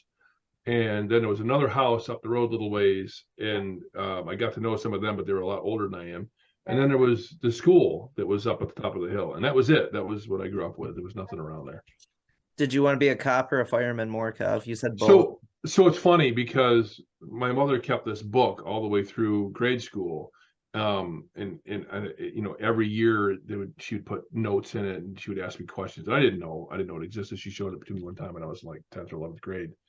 And you know, it had pictures, it had all these notes in it. And for like years, from like kindergarten up to I don't even know, 6th, 7th grade, whatever it was policeman, fireman, policeman, fireman, policeman, fireman, policeman, fireman. I mean, it was just right up through until all of a sudden I wanted to be in the army, and then that was the end of it. Actually, Paul, I talked over something you said. You mentioned Indiana Jones. There's Yeah. actually an interesting facet there, because we were poor and we didn't get a VCR until much later than everyone else. I never seen the movie. I did have one of those books with a record that my parents Oh. bought at a lawn sale or something. So I knew the story of the movie, but I hadn't actually seen the movie. I only knew the soundtrack and everything. It was so fucking weird. And then later Nice. on, when we finally had a VCR, I was able to watch the movie. Yeah, my family was the same way. That we grew up poor. I didn't get my first VCR until I took my own money while I was You had working your my own money? part-time job. Yeah, when I had a part-time job in high school, and I took my own money and bought a second-hand VCR. And the first movie I rented was Terminator 2. Nice. Neat. there you go. Neat. What about you, Corbs? You have something? Oh, mine is easy. Growing up all the way up through high school, I wanted to be a baseball player. Figured that one. What Yeah. position again? What position? Mhm. I played first base. And actually, when I first started playing, and this is why, when I first started playing, I was a shortstop. And the reason why I couldn't play shortstop anymore, now we're talking when I was 6 or 7 when I first started, when I got into like T-ball, and at the time it was single A. I threw the ball harder than everybody else. So when they put the kid at first base, he didn't want to catch the ball when I threw it to him. Like they would literally move out of the way when I threw it. Pussy. So my coach came to me one day and said, "Look, you can either stop throwing so hard, or we got to move you to a different position because nobody wants to play with you." And I was like, "Okay." He's like, "I'm gonna put you at first base because you're the only one that can catch the ball. So when kids throw it, you're the only one that knows how to catch the damn thing. So I got to put you at first base so you can at least catch the ball when they throw it over there." That's how I became a first baseman. Was that Little League or was that after that? Little league. Yeah. Little I was forced to play Little League. And I hated baseball because of it. Yeah, I tried to get my son to play it. Same thing. He didn't like it. So I was like, okay. I played it. I enjoyed it. It was something that my father and I, who at the time was not him and mom were separated. It was something that him and I bonded over. And we still bond over. So my dad and I still talk baseball. Anytime I see my father, first thing we talk about is baseball. Well, not the first thing, but we will talk baseball at some point. I played baseball all the way through high school. I did go to college to play, but there was different things that were going on at that time that led me to stop playing. But that was my dream. My dream was to be a baseball. I'll tell you right now, and anybody in my family knows this, I didn't want to go to school. I wanted to be a baseball player. And I played baseball. I played baseball in the fall. I played baseball in the winter. I played baseball in the spring. I played baseball in the summer. And you think, how do you play baseball in the fall? I set up a batting cage, not a cage, but like the net from a net in my garage. And I did soft toss in my garage all summer long. Oh, I'm taking it back. All winter long. I would go out in the garage every night. My father would come over. This is when after he got hurt. And I would do soft toss in the garage for an hour every single night during the winter. And then as a freshman in high school, my mom and dad bought me a pitching machine. Nice. And I put up a batting cage in my backyard of my mom's house, right across the entire backyard. We had no backyard after that. And we used to play wiffle ball in the backyard. We had a diamond in the dirt in our backyard that kids would come from all over the neighborhood to play wiffle ball in our backyard. When I put that cage in my backyard, the wiffle ball stopped, and that's all I did. I hit all day long. I played games at night, and I did it the next night. I mean, I literally ate, drank, and slept baseball for 5 or 6 years. So, and I I'll toot my own horn right here, but I was good enough to play. I could have played at the next level. I could have gotten to the next level. My problem was I didn't want to go to school, and that killed me because I could have gone and played anywhere I wanted to. I had the talent to play Division I baseball, but I was too stupid to realize that I needed to have school along with it. So, and I didn't want to be in school. I told my mom in 9th grade I didn't want to be in school anymore. I was taking the year in 9th grade. I told my parents I was taking the year off. I was literally doing just enough to stay in school. And when it came time, when my third quarter grades came out, it was just before baseball season started, and I knew exactly what I needed to maintain to stay on the field to play baseball, and I did just a bare minimum, and it killed me the rest of the next 3 years of my school because I had to play catch up because I just didn't care. Right. So. Wow.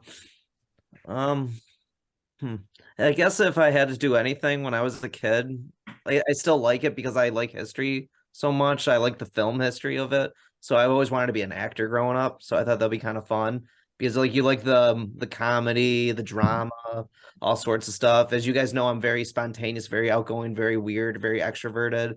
I like to do improv. So I've done improv theater before. So you just give me something, I'll just usually run with it. So I thought that was kind of cool. Being a movie, an actor in Hollywood or something like that. Just seeing what's going on, you break out and see what you can do. I have a friend that lives in Hollywood, and one of his girlfriend works. I told you, she works with some famous people as well. And I've met some of these famous people too. It's kind of neat. You can just do all sorts of things. So I don't know, just being a movie actor, but now that I'm getting older, I see the privacy that they have, and yes, they have millions and millions of dollars, which still doesn't suck, but they don't have much of a privacy, and it's I kind of like this life that I have now and all that. But growing up, I always wanted to be an actor. I thought that would have been kind of a fun job. Very cool. What about you, Paul? I had two. I wanted to be an Air Force pilot, Mm-hmm. but that whole thing with me having a fear of heights kind of got in the way. And I wanted to be an artist for Marvel Comics. So those were my things. But again, talent got in the way on that one. So did you get writer's cramp? I don't think it was talent that got in the way, Paul. Well, I mean, lack of.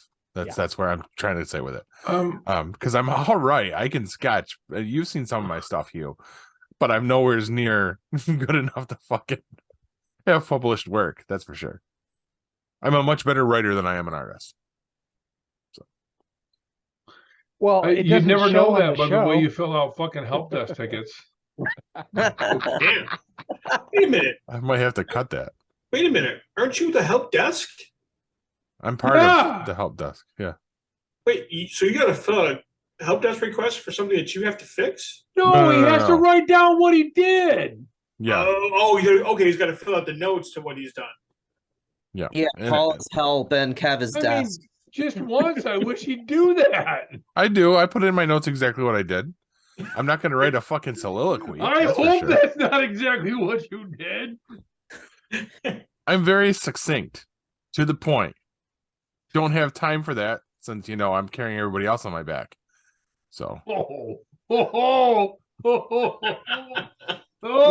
Paul, you're getting enough of a roasting here, but I just got to say, I'm really disappointed to hear that you're such a great writer. Where was that writer for the first half decade when I carried this show? I don't remember that. You don't remember the 75% of the show I wrote when we used to record it at your house, and I'd show up with pages of shit, and you're like, "Yeah, I'm just gonna wing it." That's what we always did, was wing it. Yes. Well, call it what it is, though. That was not a scripted show. We did not have any set things.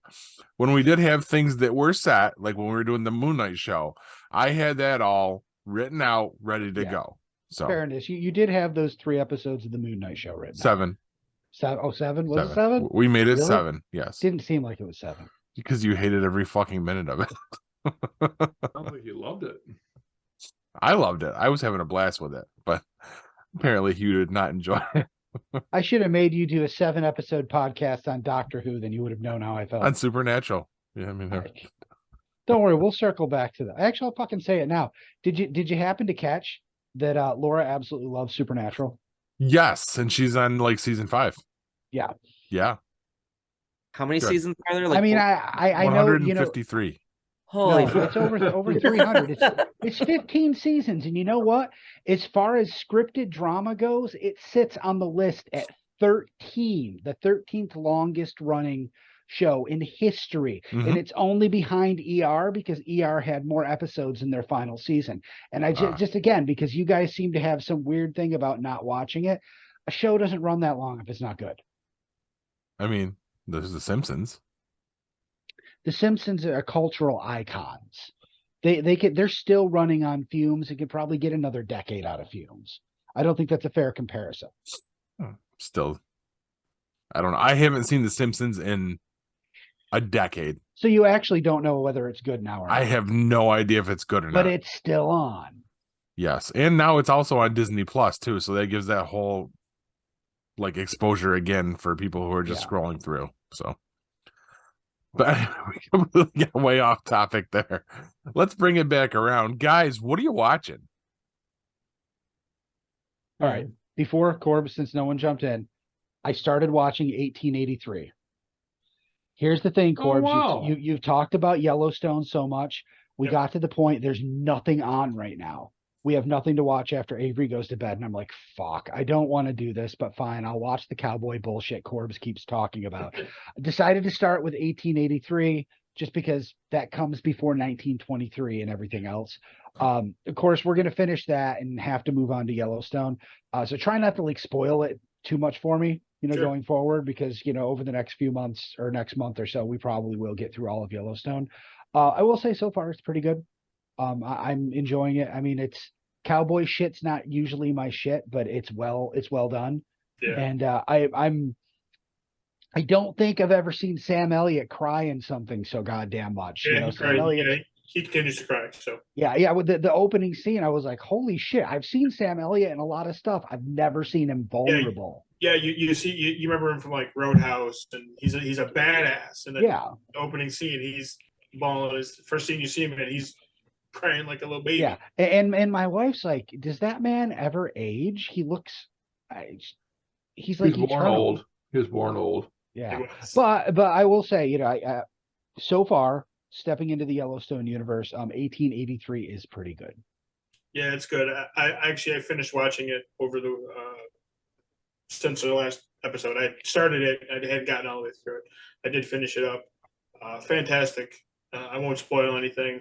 One thing I will say, Tim McGraw, Faith Hill, amazing. Kev, you've watched it, right? I haven't seen any of the prequels. Oh, you haven't seen 1883 or 1920? Okay. I'll just leave it at that. Faith Hill, Tim McGraw, obviously husband and wife. They play husband and wife in the TV in the 1883. Fantastic. They should hopefully get nominated for something, Emmy or whatever. It's a great show. like I said, I watched it. I did start 1923. They drop every Sunday, so every Sunday on Paramount Plus is their new episode, and then it'll be on again Sunday night, but only for the first 5 episodes is it plays on Paramount and then goes to Paramount Plus. But you do get the drop on Paramount Plus. I watched the first 3 episodes. That show is fantastic. Helen Mirren, Harrison Ford in that one. I saw because I showed my wife the previews for all 3 of them Yep. and said, which one do you want to watch first?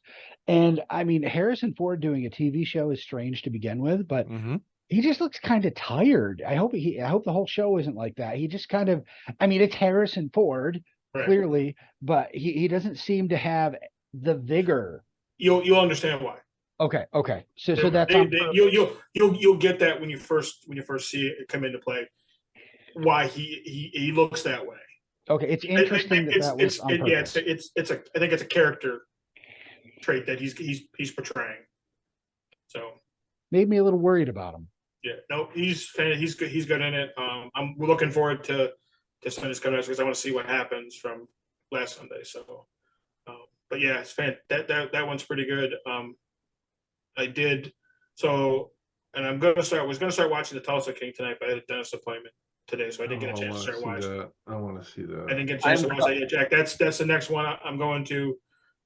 So I'll start that. Hopefully by next Wednesday, I should be able to get through what I've got. But the one I did watch, and I talked about it last week, was The Offer, about the making of The Godfather. Oh. It's on Paramount Plus. I had seen it. That was one of the things that kind of led me to want to get Paramount Plus because I wanted to see this. First of all, I love The Godfather. It's probably one of the 2 greatest movies of all time in my mind.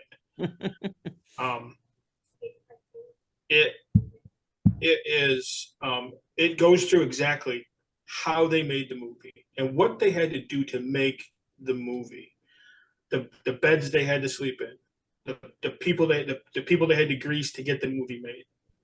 I don't know if you guys are going to watch it or whatnot. I won't spoil a lot of it, but you do obviously know that The Godfather is about the mob. Yeah. Yes. Well, they filmed it in New York City. We don't talk about the mafia here. Well, that's exactly what it is. That's exactly what happened. So they were making this movie, and it goes about the guy who made it. The guy who made it had never produced a movie at that time. He had done 2 movies, but they were both flops. And they gave him The Godfather, figuring they were going to just give it to him to kind of appease him and say, "Go ahead and make it, but we're going to hire all the people for it. We're going to do all the stuff for it. You're just going to kind of be the guy on the front type of thing." And he's like, "No, I'm going to make it my way. You're either going to let me make it my way, or I'm done." So it shows out how he gets the guy he wants to direct it, Francis Ford Coppola. He hires Mario Puzo, who wrote The Godfather, and they kept telling him, "You'd never hire the author of the book you're trying to make the screenplay." And they're like, "Well, he's the one that had the vision. Why not give him the chance?" So they bring Puzo on. Him and Coppola write the screenplay for it. But what happened was in The Godfather, the singer, Fontaine, I think is his name. I can't remember off the top of my head right now. But in the book, it's supposed to be Sinatra. And Frank Sinatra flipped out and said, "That movie's not getting made. It puts me in a bad light. It puts the mafia in a bad light." So obviously the mafia at that point tried to get him to stop doing it. They contacted the mafia in LA to try to put the fear into the guy making it. And he didn't back down at that point. They went to New York. The New York mafia said, "You're not shooting this movie here." So he had to go and talk to one of the heads of the family. And he basically said, "Well, what can I do to make this movie happen in New York City?" He goes, "You can't mention the word mafia at all in the book or in the movie at all. Cannot be mentioned at all. Can't be in the title. Can't be said at all during the movie." And he said, "Well, how many times is it said in the movie?" And the writer was like, "1 time." He goes, "We'll take it out." He's like, "Okay." And then it showed like how they had to to grease the pockets of the mafia to get the movie made, because the mafia ran everything at the time. They ran the docks, they ran the trucking, all that stuff. So it's a great movie. It's a great movie. TV show. It's 10 episodes. It's got Miles Teller in it, from Top Gun Maverick, Flashdance. He's fantastic in it. He's the main person in it. It's got Gavin Ribisi. He plays the mafia kingpin that he deals with.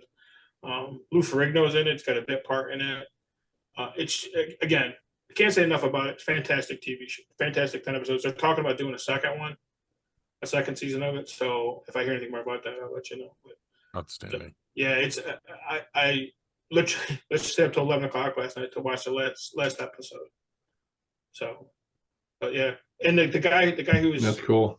The guy who's actually the producer of it, his name is Al Ruddy. I didn't realize it, but he's made a ton of movies, and he's made good movies. Longest Yard with Burt Reynolds, Mm-hmm. the original. He did the remake. He was the executive producer on the remake. He did $1 Million Baby with Clint Eastwood. Great movie. Yep. He did Cry Baby with Cry Macho. Oh. Cry Macho. But that was his last movie he did Eastwood. with Eastwood. The girl that his secretary went on to be an agent for some of the biggest names in Hollywood. So it's absolutely fascinating. I was riveted to the. I started watching it on Sunday afternoon, and I finished it by Wednesday. That's how. When you say that Teller and Ferrigno are in it, so this is a dramatization. Yes, So it's not a documentary. Okay. Yeah, it's like it's based on Al Ruddy's characters, his book Making the Godfather. Okay. It comes from that area. So No, That sounds cool. That sounds yeah, cool. if you get a chance, just take a look at it. The first episode you watch it, and you'll be like, all right, I gotta see what happens next. And then every episode it's like that. You're like, okay, I gotta see what's going on. Okay, I gotta see what happens the next time. And then next, you're 5 episodes in, and you're sitting in front of your TV going, it's 10 o'clock at night, I gotta work in the morning, and I gotta watch the next episode. So but yeah, like what Corbs said, no spoilers, because I know Kev and Corbs want to see it. Tulsa King, I've been watching it from the start. Great show. Like Sylvester Stallone, he has something good here. My dad was like saying, like, because my mom and dad are watching it too. He's like, why would Sylvester Stallone be in a TV show and all that stuff? My mom does not like Sylvester Stallone, so she's like, why don't you just shut up and enjoy the show? Wow. my mom was like, I was like, Mom. She's like, yeah, I'm digging this. I'm like, okay. I'm like, okay, Mom. And my dad's just like, okay, yeah, you're right. But his character, the characters in the show, if you're gonna watch it, like, you get now to binge it a little bit, because I have to wait weekly for the next episode. It gets better and better each week. how many episodes is there right now, Jack? So far 8. I think there's only gonna be 10, but they say next week is the season finale, but something big is gonna happen, so that's kind of cool. Also, I wanted to find a show for Emily and I to watch together, so I was like, what can we watch? I remember watching bits and pieces of the show when I was a kid, but I was like, I'm gonna start from the beginning and go to the end. I'm watching That 70s Show again.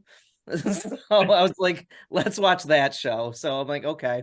Watching Fez from the first episode, I'm like, oh my god, I don't remember him being like this little and like so squirmy. I'm like, this is such a weird show, but it's such an awesome show. But the show I haven't watched yet, this is like the present. I can't wait to watch Bad Batch season 2, the first 2 episodes. So that dropped today. So I'm gonna be watching that this weekend. As you watch that 70s show, Mhm. just think about how big a couple of those stars have become. Since then. Hope for yeah. Grace, Ashton Kutcher, Mila Kunis. She started the show at 14 years old. So, but I love the father though, Red. He's like, Eric, quit being a little queer and get out here. I was like, that's so awesome. I love this guy. Yep. But I just remember one of the show episodes of That 70s Show. I'm trying to find it. Eric has Star Wars characters, and he's showing his father the Star Wars characters. He's like, Dad, who's this? It's Darth Vader. He's like, the guy with the breathing problem. So, I don't know. That's a cool show. But Bad Batch season 2 though, guys, that's gonna be looking good. I'm hoping. What about you, Kev? What do you got? All right. Now, through this whole holiday, Kathy and I, we always have our holiday movies that we have to watch, and we did all that, and we watched a few other movies that I can't even think of. I didn't even bother to write them down, but the latest things that we've been into, Jack Ryan season 2, went through that.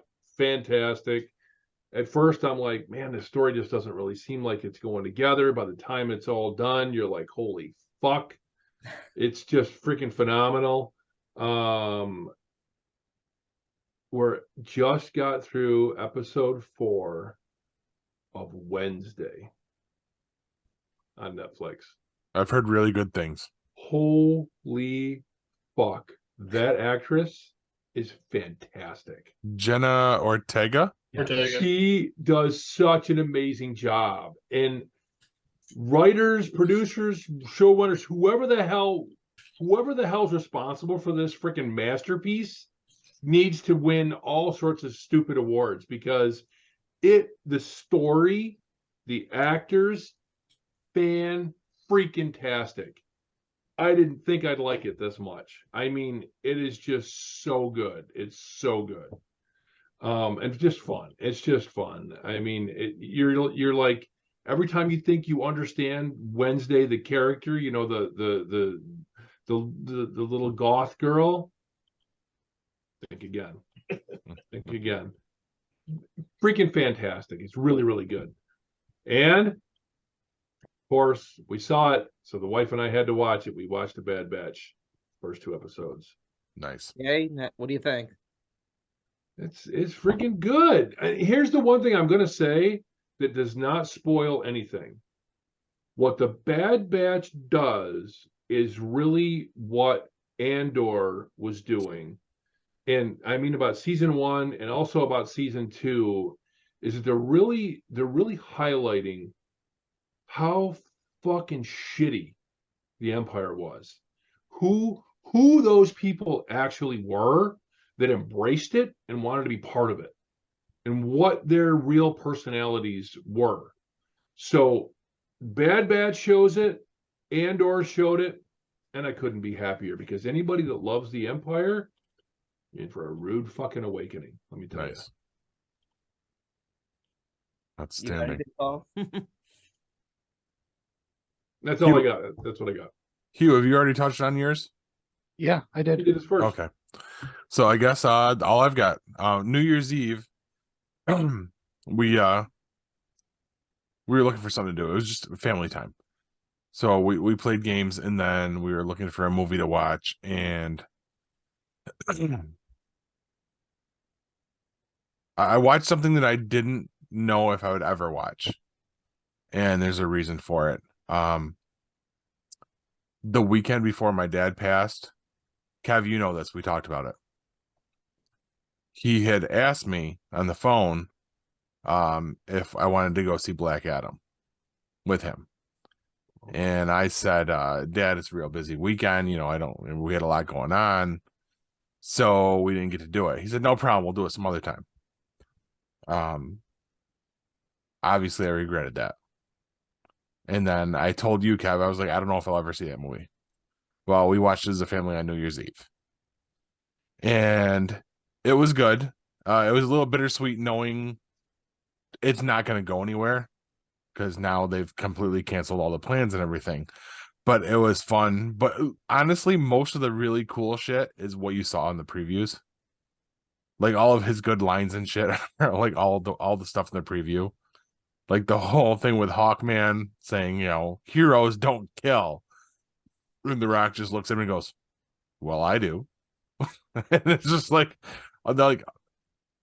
it was cool. The kids enjoyed it. Kristen enjoyed it. I liked it. It's just that was hard for me. At least no fucking parents died in that one. Seems to be the track record. I think we talked about that last week when I talked about Christmas Story Christmas. Yeah. I wanted to bring up Black Adam a few weeks ago, but I didn't, specifically because of that. Yeah. So I agree with you. I think I was a little kinder to it. I really liked it. I enjoyed it, but it's always going to have that. God, I hate to use this because it's going to fucking turn this on that taint for me. It's tainted. So Why are we always yeah, talking about poopers? you know what did it for me? I mean, I thought The Rock was fine. The visuals, everything was fine. Pierce Brosnan, come on. oh my god, yes. So good. Fantastic as Dr. Fate. Yeah. Loved it. So, yeah, I'm sad that we aren't moving forward with that either. What's funny is I spent 3/4 of the movie trying to remember what Dr. Fate's secret identity was because I missed it when they called him by his name at first. Took me until 3/4 of the way through the movie. And I'm like, that's right. So, Why aren't they continuing it? What's the deal with new leadership at Yeah. Warner Brothers for all the DC stuff, and they've basically scrapped every plan except the Flash, which is the one that should be scrapped. Yeah. Because the guy that main actor is a fucking Psychopath. Yes. Did I hear like Ben Affleck, Gal Gadot, and Henry Cavill? They're gonna sue DC. Well, I don't know. I didn't hear anything about a lawsuit, but I know they're I out the heard door. Yeah, I heard they're upset though about it, so I think they want to sue. Yeah. I don't know if they have any leg to stand on. I mean, you can get fired from your job. So Yeah. But that's all I've really had a chance to watch other than pro wrestling. And I didn't take over Corbs's sports segment this week for pro wrestling. But that's all I've really got. That's all I've gotten to watch. So All right. All right. All right. Well, you should drop your nugget then. all right. Every dead body on Mount Everest was once a highly motivated person. So maybe calm down. Good night, everybody, and megabyte me, bitches. This has been a GeekPod Network production.